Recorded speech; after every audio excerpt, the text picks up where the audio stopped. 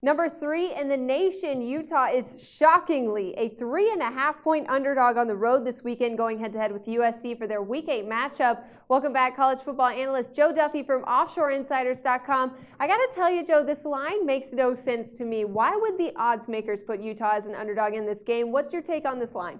Well, it's funny you should say that, Meg. Really, an old adage is listen to what the odds makers are telling you. And this is a very rare case when you have a top 5 team is a field goal, and in some cases more than a field goal, underdog to an unranked team. But if you look at it a little bit more closely, Utah has quite a few close wins. USC has quite a few close losses. They have the exact same 17 points per game margin in the scoring margin, so they are equal there. Also, USC is much more talented, especially on offense. If you look at the stats and preseason consensus, which takes all the preseason publications, that USC was ranked the number 9 team in the country, Utah the number 47 team in the country. So the odds makers are flat out telling you you've got an underachieving team against an overachieving team, and it looks like both teams will regress to the mean. I actually do like the favorite here, and I do believe that USC is going to hand Utah their first loss, and probably by at least a touchdown. Excellent insight from one of the best college football analysts, Joe Duffy from OffshoreInsiders.com. Thanks again for being back with us.